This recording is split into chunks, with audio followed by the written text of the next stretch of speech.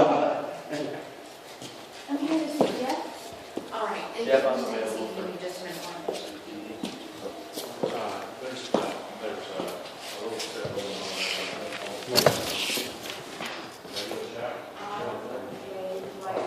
How are you? Good. There's that long little building.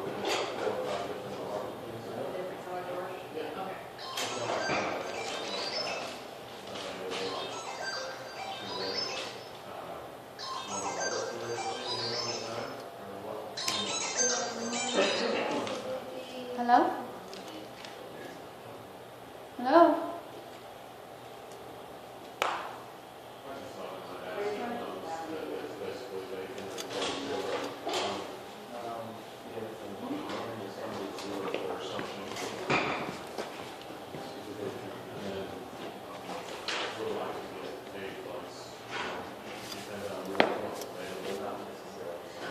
So it looks like, if you're looking for rent, it looks like they're not. What's up? I could be wrong, so you have to check that out. If it's for someone else. I'll be back in a little bit. Spanky's at the house.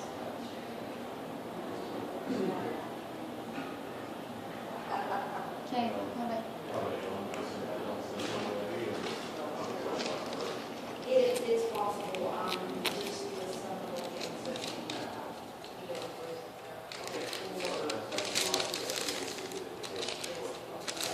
there were some.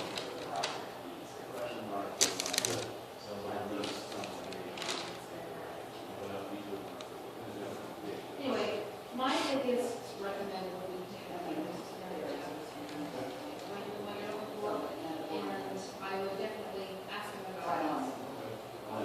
And, your last petition. I will call you right after.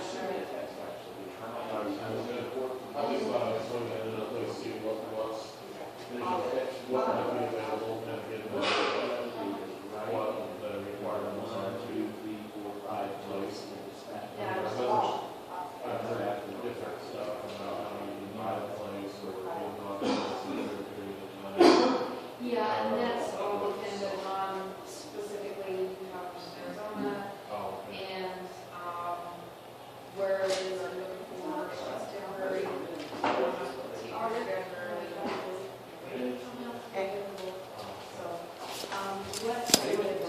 Are you Jeff? I am. Hi. I'm Michelle. Harker. I am the owner and co-operator of Eden Organics. Okay. And I have a receipt here, and I'm just delivering it for you, and What is this? that's due to some, we had a negotiation with Cora on some property, and that's our bill that she,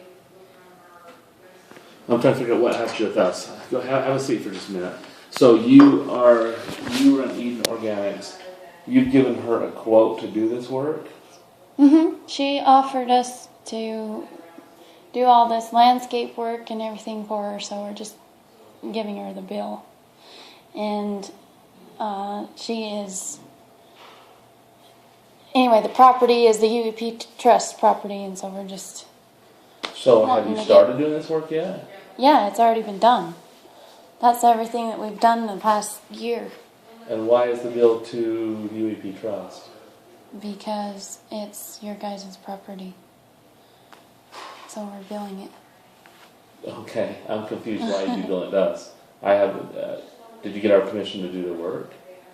Cora was the leasee on the property, and so she requested that being done, and now we're just expecting payment, and so we're taking That's wonderful that you would think that we would be paying a bill for a. She's in essence at this point she's a renter.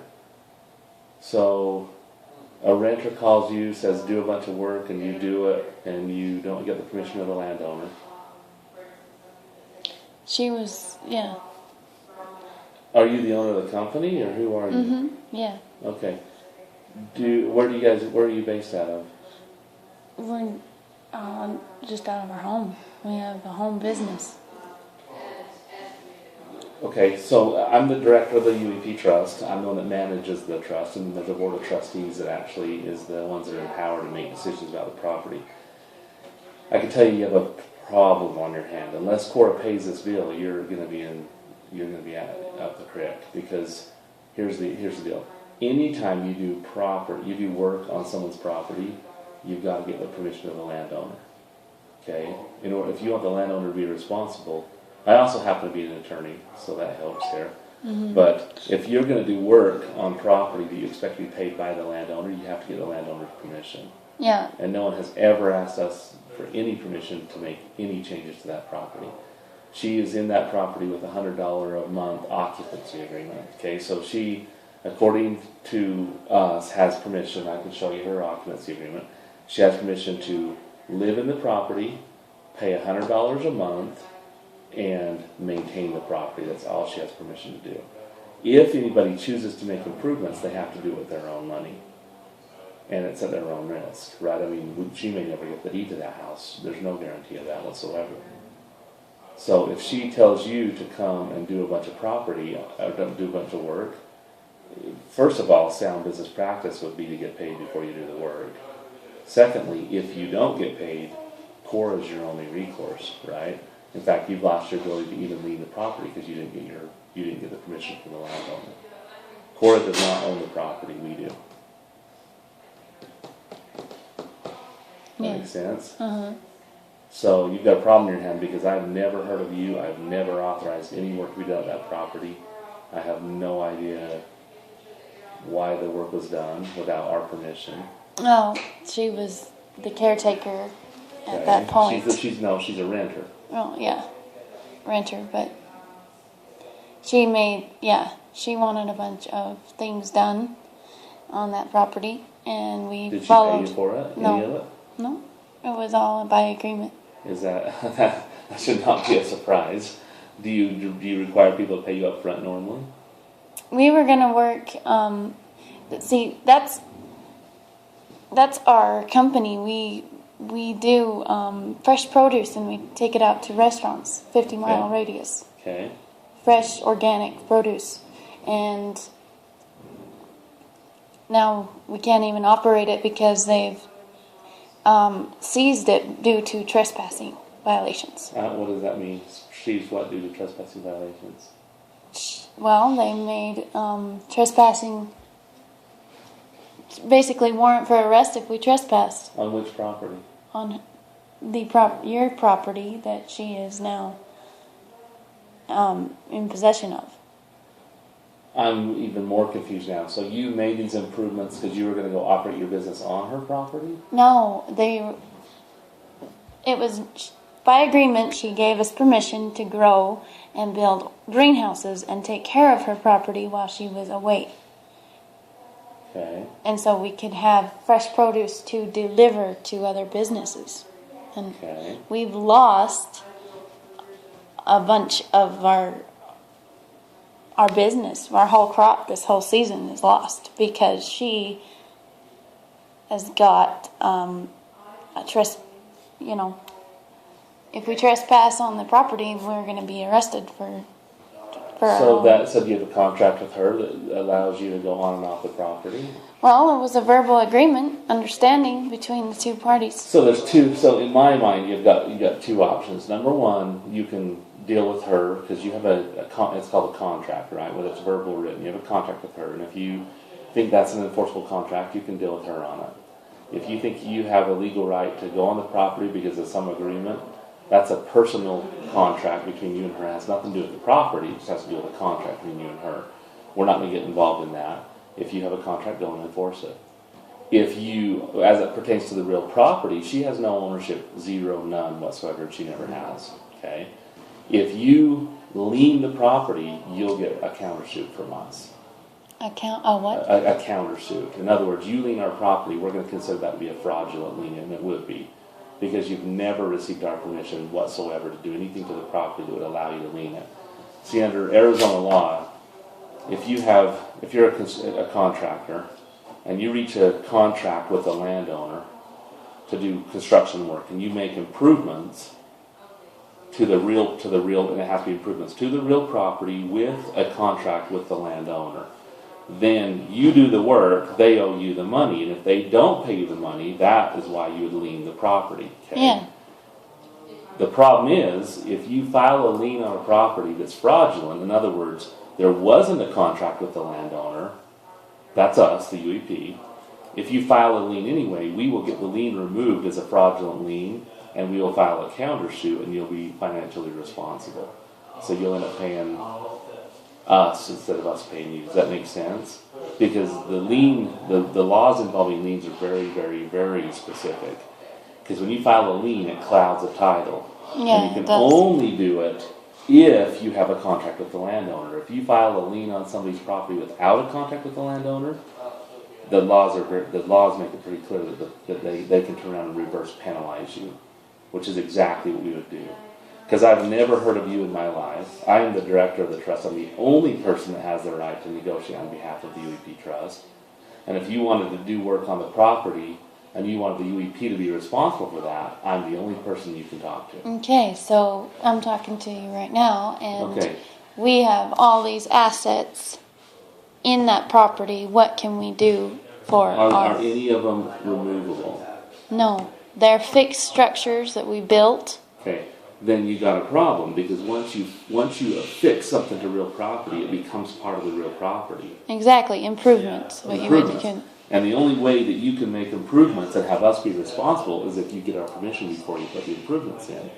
Okay, where do you live? Let's say you have a house in Colorado City or somewhere. Yeah, And I we... drive over to your house and I just go in the backyard and I build, let's say, a shed.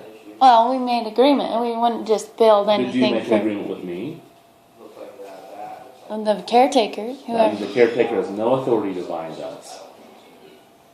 There's 750 people we're renting and living in homes with our permission with very limited scope. They have an occupancy agreement. They have the right to occupy. They do not have the right to negotiate on our behalf. So then what? So then she's at fault for doing that. That's her. There's no doubt that if she had you do this stuff, your agreement was with her and she owes you. Yeah. But the property has nothing to do with it, because the property we own, she doesn't. And if you wanted to do improvements on a property and actually have Well, the she land, asked us to do it. she did, but she's not the landowner.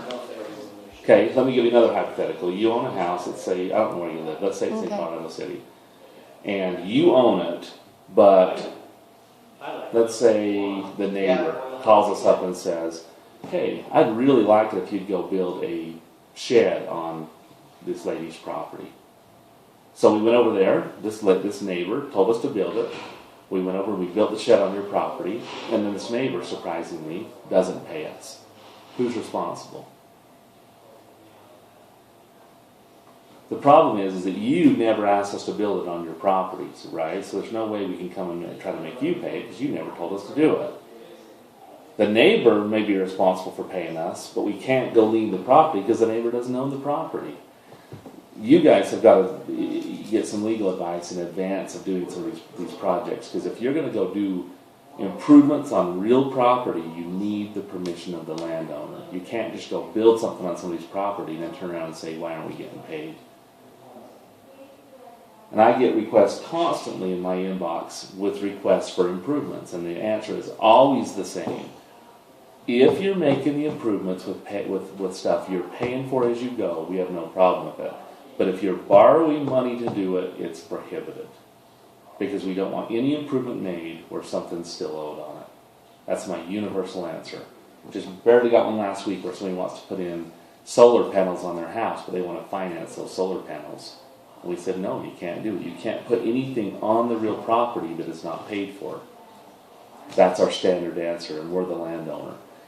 So you've got a problem, and that is you're saying sold to UEP Trust. You did not sell it to the UEP Trust.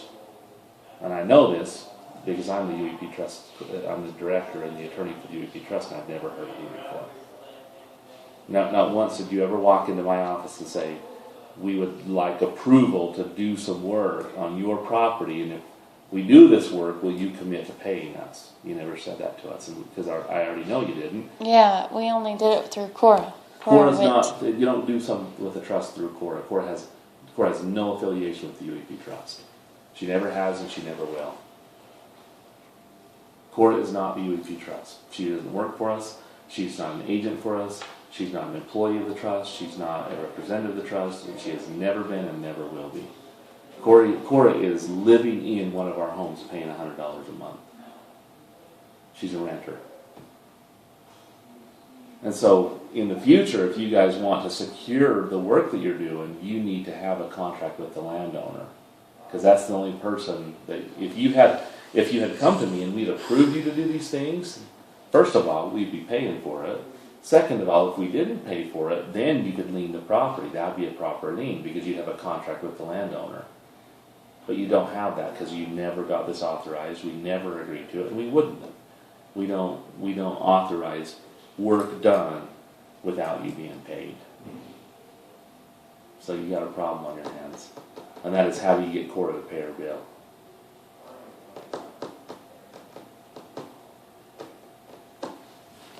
Walk me through a little bit of, I don't know, the satellite image will show, let's